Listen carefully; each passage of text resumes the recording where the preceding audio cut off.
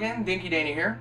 Recently I've been getting some questions from people just starting up YouTube channels and thinking about putting up some videos, and also just questions about game collecting in general.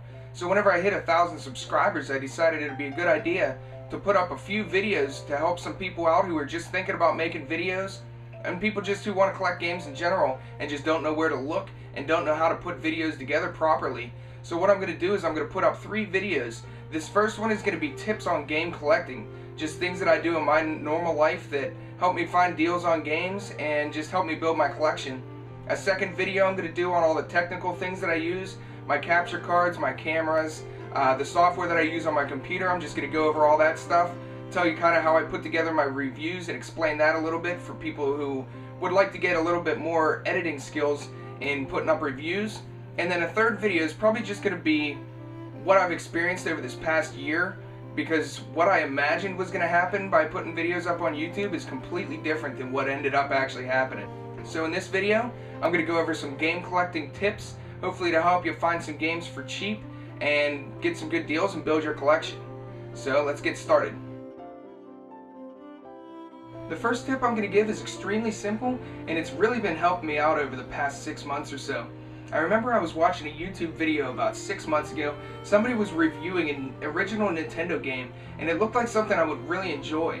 And then 2 weeks later, I was out at the flea market, and the one guy has a stand and he has tons of Nintendo games.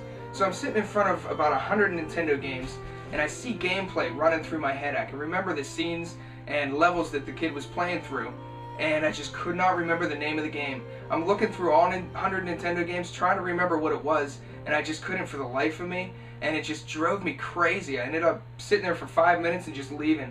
I don't even think I bought anything there. It was just driving me nuts. So from then on, I started using my phone, and what I do is anytime I watch people's videos on YouTube or just games in general I hear about, I put a list into my phone, and it's just on a memo pad, and I just add the names of the games, and whenever I'm out at the stores I could just look right on this list and be reminded of all the games that I thought I'd enjoy. So it's been really helpful, especially with my giveaway. I had everyone give me 3 game recommendations, so I just watched everyone's recommendations. I never would have remembered all those games, but since I put them in my phone, like right here I have Genesis games, Dynamite Headdy, Dinosaurs for Hire, Shadowrun. Super Nintendo games, I've got Pocky and Rocky 2, Super Turrican 2. So it's really nice having this list, and it makes it a lot easier. I don't have to go crazy trying to remember what games I watched or what games I thought I'd enjoy. So everybody should start putting their lists in their phone. It's really easy, it doesn't take any time, and it really has been helping me out over the past 6 months. The next tip I'd like to give is for people who collect for one specific console or maybe a couple consoles, and I recommend that you go on to digitalpress.com, and you can print out these checklists. And this one's for Nintendo because that's the one that I have the most games for. And it just has a checklist of all the Nintendo games released, and you can go through and check off the games that you have. They have 3 columns where they have the game, box, and instruction manual, and then also it has the rarity of the games. So as you check them off, you can see what rarity games you have, and it's just a really nice way to keep everything organized and know which games you have and which ones you don't. The third tip I'd like to give is for you to visit a website called www.videogamepricecharts.com. It's not a completely accurate price guide where you'll be able to go on, look up a game, and whatever that value is, that's how much you could sell it for. What it does is it takes a compilation of the prices on eBay, Amazon, and a couple other sites, and it averages them together, and it tells you what that price is. So it's a really good guide. Just real quick access, go on the internet, see how much a game's worth, make sure you're not getting ripped off. I actually use it on my phone a lot. I'll be out at a Goodwill or a flea market and I'll see a game that I don't know. I'll just go onto the internet on my phone, look up video game price charts, and go down and see how much it's worth. And I think it's a lot easier than going onto eBay and searching through all this, checking the completed items to see how much it's really worth. And I think a lot of you will really enjoy this site. So I'll put the link over in the description. Check that out, and hopefully it will help you guys out finding the values of your games. Also, you could get a book from Digital Press. I know Castro72 uses a book, and it has the rarity, tells them what the games are worth. And this is kind of just an easier access way, so whenever you're out, you might be able to use it on your phone, or if you're just sitting at your computer, you can just check prices real quickly. The fourth tip I'd like to give you is kind of flea markets tips in general. And the first one is to make sure and get there early. If you're going to go out to a flea market, make sure you get there at 8 o'clock in the morning or whenever it first opens, because those things get picked through so fast.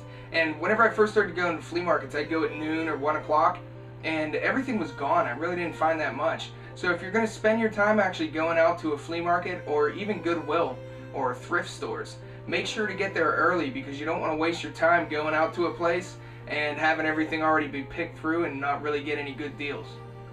The second thing at flea markets is always ask people if they have video games.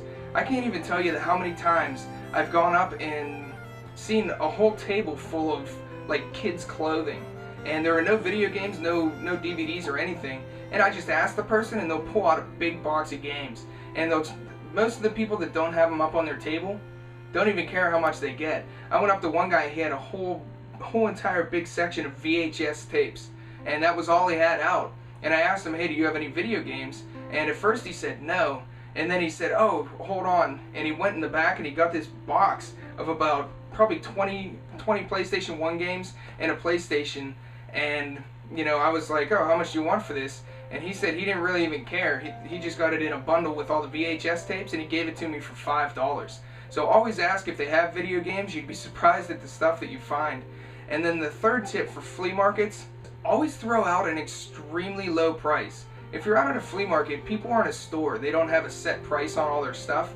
Occasionally you'll run into people that do, but I go out to the flea markets and I'll see someone trying to sell something for $30, and I'll tell them I'll give them 10. You know, I'll just throw out a price that's ridiculously low. I don't expect to get it for 10, and usually they'll bump their price down. I've gone out and seen a guy asking $40 for something, and I've offered him $10 and he sold it to me for 15. So a lot of these people, it's just bargaining with them, and there's no penalty for throwing out an extremely low price. All they do is maybe look at you funny, and then you up your price, and it's not really a big deal. But a lot of people don't do it, and a lot of people miss out on great deals just because of that. The fifth tip that I'd like to give you is that when you're out buying games at flea markets or even on eBay, don't be afraid to buy duplicate games. This has been one of the best ways for me to build my collection and not have to spend a ton of money doing it. About 6 months ago, I got my first Sega CD. I had never had one before, and it came with about 8 to 10 games. They just weren't good games though. They were games that are just generic with the Sega CD. They always come with them, and nothing that I really wanted to play. So I went out to a flea market and I saw a guy had a box about this big filled with Sega CD games. So I got excited. I walk up to the box, I start looking through it, and it's all those same games that I already had, a bunch of duplicates. But at the bottom of the box I found Sonic CD and Lunar Eternal Blue. So I was excited because those are two games that I definitely wanted to have for the Sega CD. So I go up to the guy, I ask him, hey, how much do you want for these? And he says, oh, I'm not splitting up the box. I can't just get those two games. So I didn't really want to pay the money. He was charging the same price for all the games. I didn't really want to get all these duplicate games, but it was still a good deal. So I ended up buying it, and for about 5 months I had a stack of Sega CD games about this big sitting around my room, and it just kept happening. Out of flea markets you're not going to find exactly what you want, so I ended up having to get duplicates, and I ended up with a whole stack of games, like a box probably filled this big with games that were just duplicates. I already had them, and I kind of just got them because I liked other games, and this led to me probably having some of the most fun that I've had here on YouTube. What I ended up doing with all of those duplicates, I ended up giving away about half of them for my Christmas giveaway, if you guys remember that. I gave away a bunch of games for Christmas and did a drawing like I'm doing now, and I think everybody had fun, and I had a lot of fun sending games out to people. And then all the other ones, I did a big trade video, and I traded all these duplicate games that I had built up, and I traded it with probably 20 people here on YouTube, and I ended up getting tons of great games, great consoles, and it ended up being a ton of fun.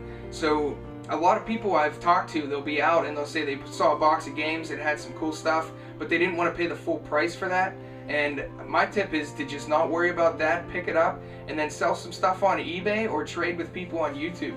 I hope you guys enjoyed this video. Hopefully some of this stuff will help you with game collecting, and in the next week or so I'm going to put up another video with tips for new YouTubers, how to put together edited reviews, what I use, what camera I use, what capture software and hardware I use. So hopefully you guys will enjoy that. And I'm Dinky Dana. Thanks for watching.